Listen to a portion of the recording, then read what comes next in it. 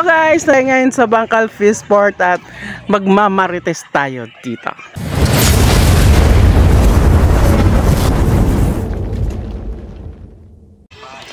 Dito mo naman nanatili ang mga local or foreign tourists bago sila mag-island hopping. Ito yung mga pump boat na pwede nilang sakyan papuntang sa mga isla ng Gigantes.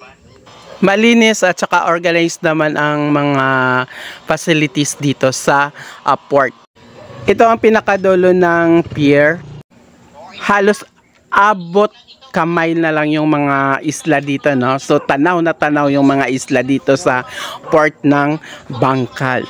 Ang Port Bangkal is part pa rin siya ng mainland Carles.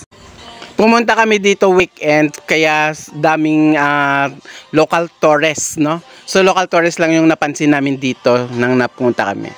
Ito yung Carles Tourism Information na kung saan dito nag-stay muna ang mga tourists bago sila mag island hopping sa kanilang island destination.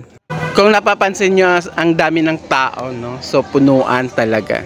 Sa mga turista naman na gusto ng mga souvenir or mga items na kanilang susuotin bago sila mag-island hopping, dira lang yan mabili sa gilid lang ng mga meron dyan iskinita na pwede lang pasukan na kung saan nagbibenta ng mga souvenir or mga items na suotin nila habang sila nag-island hopping. Napakamura at maganda ang quality.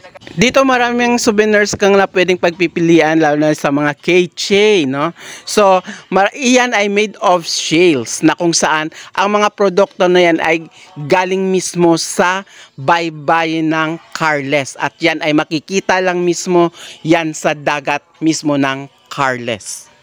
Napapansin lang namin, no, kahit na tanghali na, dagsa pa rin ang pupunta rito sa sa Tourism Information Center dito sa Bangkal Port ng Carles.